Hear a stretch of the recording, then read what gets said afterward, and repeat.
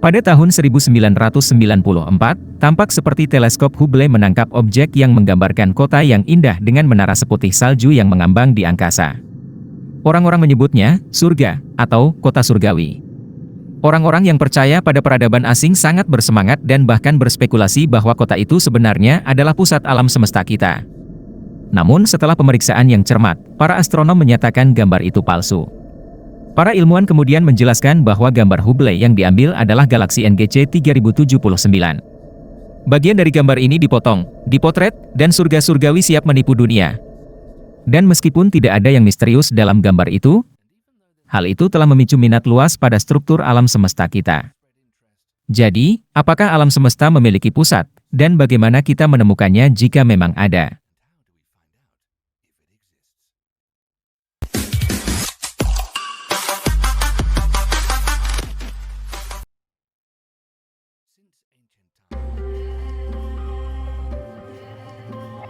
Sejak zaman kuno, langit yang dihiasi dengan cahaya bintang telah membuat orang penasaran, dan mereka ingin tahu apakah ada pusat dari kanvas kosmik yang tak terbatas ini. Nenek moyang kita mengaitkannya dengan sesuatu yang duniawi dan akrab, seperti bunga. Orang Mesir menganggap langit sebagai teratai, dan intinya sebagai pusat alam semesta, tempat para dewa bersemayam. Kemudian, filsuf Yunani kuno Aristoteles sampai pada kesimpulan bahwa planet-planet dan bahkan matahari berputar mengelilingi bumi. Dan pada abad ke-16, Nikolaus Kopernikus yakin bahwa bumi sendiri berputar mengelilingi matahari, yang dianggap sebagai pusat alam semesta. Pada abad ke-20, teleskop yang lebih maju mengungkapkan betapa luasnya kosmos. Pada awal abad, astronom Amerika Harlow Shapley membuat peta Bima Sakti. Menurutnya, matahari hanyalah salah satu dari 100 miliar bintang di sudut gelap lengan spiral galaksi kita. Dan pada tahun 1929, astronom Amerika Edwin Hubble membuktikan ada ribuan galaksi di alam semesta, dan galaksi kita tidak unik. Hari ini, alamat kosmik planet kita sangat panjang yaitu Tata Surya, Lengan Orion, Galaksi Bima Sakti, Grup Lokal, Gugus Virgo, Gugus Superlaniakea. Alam semesta.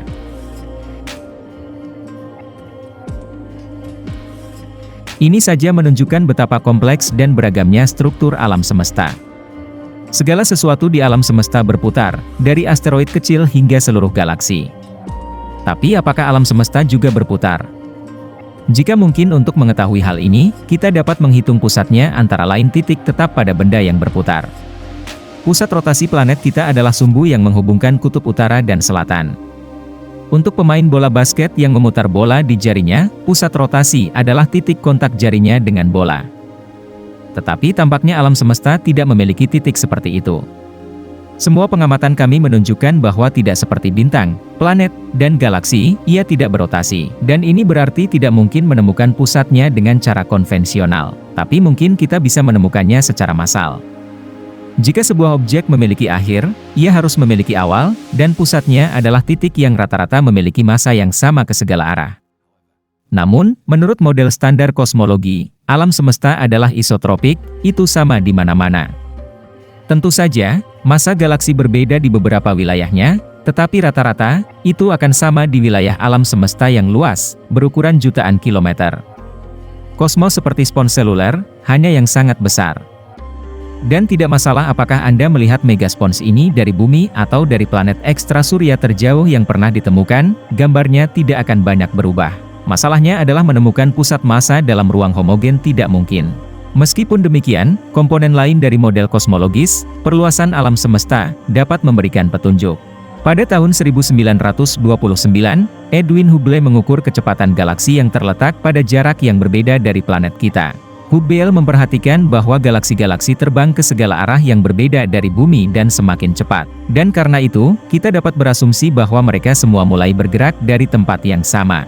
Dalam kehidupan sehari-hari, menemukan titik pemuaian suatu benda itu mudah. Pasang lembaran karet ke tanah lalu minta teman Anda untuk menariknya dari semua sisi. Anda akan melihat bahwa titik di mana lembaran itu dipasang adalah pusat ekspansinya. Tapi kemudian hal yang sama dapat berlaku untuk alam semesta, bukan? Karena para astronom dapat melihat perluasan galaksi dari bumi, maka planet kita juga harus. Nah, proses ekspansi alam semesta kita bekerja secara berbeda. Para ilmuwan telah menemukan bahwa galaksi terbang menjauh ketika diamati dari titik manapun di luar angkasa, tidak hanya dari bumi. Semakin jauh dari pengamat, semakin cepat galaksi menjauh dari mereka. Jadi bagaimana cara kerjanya? Menurut perhitungan Edwin Hubble yang disebut The Hubble Constant, galaksi-galaksi saling menjauh dengan kecepatan 70,4 km per detik atau 3,26 juta tahun cahaya. Pada jarak 1 miliar tahun cahaya, perluasan alam semesta membawa galaksi menjauh dari kita dengan kecepatan 22.000 km per detik 13.670 ms atau sekitar 7% dari kecepatan cahaya. Tetapi pada jarak 100 juta tahun cahaya, kecepatan ini hanya 2.200 km per detik. Jadi, ketika melihat galaksi dari tempat yang berbeda di alam semesta, peradaban hipotetis akan melihat galaksi bergerak menjauh lebih lambat, atau lebih cepat tergantung di mana mereka berada. Dan karena itu, kita tidak dapat menemukan pusat alam semesta sedemikian rupa. Tapi tidak bisakah kita mengukurnya dari titik Big Bang? Kami percaya alam semesta lahir sekitar 14 miliar tahun yang lalu dalam Big Bang, ledakan atau ekspansi kosmologis besar-besaran. Kita tahu bahwa setelah ledakan apapun, materi mengembang dari titik tertentu. Terkadang mungkin untuk menghitung titik seperti itu bahkan dengan mata telanjang. Misalnya, jika Anda memotret kembang api dan melihat arah cahaya yang terbang di langit, mudah untuk mengetahui dari mana kembang api itu meledak. Apakah ini berarti kita dapat menerapkan metode ini pada Big Bang? Ahli kosmologi percaya kita tidak bisa. Dan bukan hanya karena skala peristiwa yang sangat besar, tetapi juga karena itu terjadi ketika ruang dan waktu tidak ada. Big Bang terjadi di mana-mana di alam semesta sekaligus, baru kemudian materi mulai menyebar secara acak ke seluruh ruang. Kita tahu ini karena radiasi peninggalan yang muncul setelah Big Bang. Ini disebut radiasi gelombang mikrokosmik yang menembus ruang ke segala arah. Perkiraan suhunya adalah 2,7 Kelvin atau minus 454 derajat Fahrenheit. Tapi di beberapa daerah, bisa lebih dingin. Dalam rongga kosmik, suhu radiasi peninggalan adalah sebagian kecil dari derajat lebih rendah. Tetapi tidak ada penyimpangan dari suhu rata-rata yang ditemukan di wilayah ruang yang lebih besar. Dan jika Big Bang memang memiliki pusat gempa, itu akan jauh lebih panas lebih dekat ke pusat gempa daripada di tempat lain. Para ilmuwan membandingkan alam semesta yang mengembang setelah Big Bang dengan bola dua dimensi dengan titik-titik yang digambar di permukaannya yang melambangkan galaksi. Jika kita mengembang bola dari dalam, itu akan tumbuh ke segala arah secara merata, dan tidak akan memiliki pusat tertentu. Titik-titik di atasnya akan menjadi jauh secara merata satu sama lain. Tetapi masalah dengan perbandingan ini adalah alam semesta harus memiliki akhir. Tetapi bagaimana jika alam semesta tidak terbatas? Para ilmuwan menemukan semakin banyak bukti untuk gagasan ini. Dan jika ini masalahnya, kita tidak akan pernah bisa menentukan ukuran sebenarnya dari alam semesta dan, karena itu, pusatnya. Mempercepat lebih cepat dan lebih cepat relatif terhadap pengamat, di beberapa titik, ekspansi harus melebihi kecepatan cahaya. Dan ketika ini terjadi, kita akan menemukan diri kita dikelilingi oleh cakrawala peristiwa yang tidak dapat kita lihat lebih jauh. Tapi bagaimana dengan muatan listrik alam semesta? Apakah itu akan membantu kita menemukan pusat? Ilmu pengetahuan modern memberitahu kita bahwa distribusi muatan alam semesta, rata-rata, adalah homogen. Ada jumlah yang sama dari objek dengan muatan negatif dan positif di wilayah ruang yang luas. Dan sebagai hasilnya, muatan listrik total semesta adalah nol. Jadi kami juga tidak akan dapat mendeteksi titik khusus apapun dengan cara ini. Sejauh ini semuanya menunjukkan alam semesta tidak memiliki pusat, dan tentu saja, tidak berotasi. Namun, tim astronom internasional mengklaim bahwa mereka mungkin dapat menunjukkan dengan tepat pusat alam semesta kita dengan bantuan apa yang disebut aliran gelap. Para ilmuwan membuat hipotesis ini setelah mempelajari gugus galaksi dari data yang dikumpulkan oleh Wilkinson Microwave Anisotropy Probe. Mereka memperhatikan bahwa sekitar 1.400 galaksi antara Sirius dan konstelasi Centaurus berperilaku tidak normal. Tidak seperti benda-benda lain yang bergerak secara acak, benda-benda kosmik ini bergerak ke arah yang sama. Menurut astrofisikawan, gugusan galaksi tertarik secara gravitasi oleh sesuatu yang bermassa ekstrim.